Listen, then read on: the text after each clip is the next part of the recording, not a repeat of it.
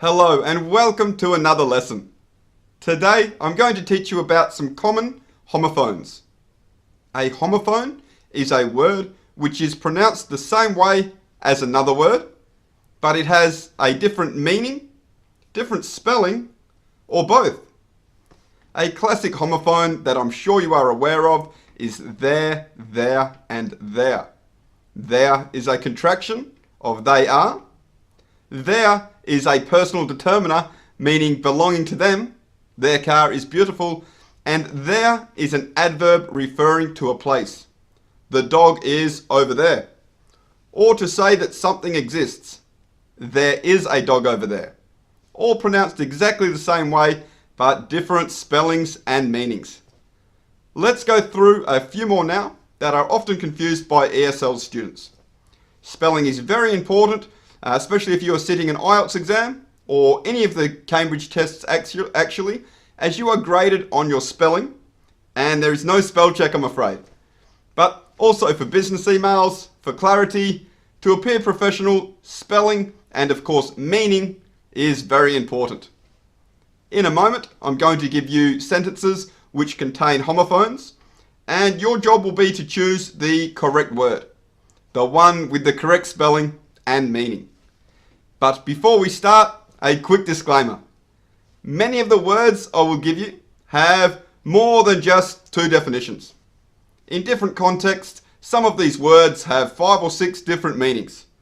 But I am going to give you the most common meaning. Otherwise, we could spend 10 minutes just talking about the different meanings of one word, which I don't believe is the best use of your time. So with that being said, let's go. Number 1, how much does the bag weigh? How much does the bag weigh? Which one is correct? The correct spelling and meaning is W-E-I-G-H. This is a verb, and we use weigh to talk about the weight of something, how heavy something is. I weigh 95 kilos, for example. The other spelling, W-A-Y, is a noun and means the direction to somewhere. Can you tell me the way to the nearest bank, please? For example. Moving on to number 2, I bought some pears and apples. I bought some pears and apples. Which one is correct? The correct spelling is P-E-A-R-S. This is the fruit. The other spelling, P-A-I-R-S, is a noun and means two things of the same appearance and size that are intended to be used together. A pair of shoes or a pair of socks, for example. Number 3, what time should we meet for lunch? What do you think? What do you think the correct spelling is?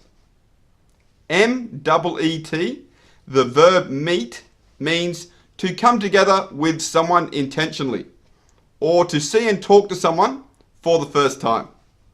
The other meat, the noun spelt M-E-A-T, refers to the flesh of an animal when it is used for food. Someone who doesn't eat meat is called a vegetarian. Number 4, the prince is heir to a fortune. The prince is heir to a fortune. This is a tricky one. Being a homophone, both of these words are pronounced exactly the same, but they are spelt very differently, aren't they? The correct answer here is heir, spelt H-E-I-R. So we don't say heir, we say heir. And an heir is a noun which refers to a person who is legally entitled to receive money, property, or a title from another person when that person passes away or dies. We might hear or read sentences like, he is heir to the throne. Prince Charles is heir to the British throne. This just means Prince Charles is next in line to be king. He is heir to the title of king and all the wealth that comes with it. The other noun, spelled A-I-R, I think most of you will know, it's the stuff that you breathe, the air, the mixture of gases that surrounds the earth. Okay, next one. Another tricky one. Would you like an aisle seat or a window seat?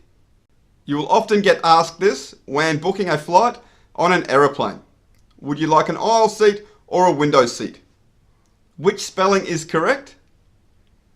The correct word choice is spelt aisle, A-I-S-L-E, and this noun refers to a long, narrow row of seats. So you can have an aisle in an aircraft or in a cinema, in a church. The bride walks down the aisle when she's getting married. Or you can also call the space between the rows of shelves in a shop an aisle. The part that you walk down, that you push your trolley through, is called the aisle. The other spelling, I-S-L-E, is also a noun and refers to an island. It is used mainly in names of islands. The Isle of Capri, the Isle of Skye, the remote Caribbean Isles, the Isle of Man, for example. And number 6, this is a common mistake that I see. John Smith is the principal of XYZ school. Which one is correct? Here we want principal, P-R-I-N-C-I-P-A-L. And this refers to the person that is in charge of the school. The boss of the school, basically. The highest authority at the school. The other spelling, P-R-I-N-C-I-P-L-E, is a noun which refers to a moral belief or guideline that you hold yourself to. He was a man of principles. This means this is a man with good morals. It's basically saying he lived his life with good moralistic rules. I'm sure all of you watching are men and women of principles, and I have a question for you. What do you think is the most important principle a person can have? Or what is the best advice you've ever been given? I'd love to hear your answer to this question. So practice your English by sharing your thoughts below in the comments section. That's it for today. Thanks for watching. I hope this lesson was helpful, and I wish you all the best with your English goals and life goals. Cheers.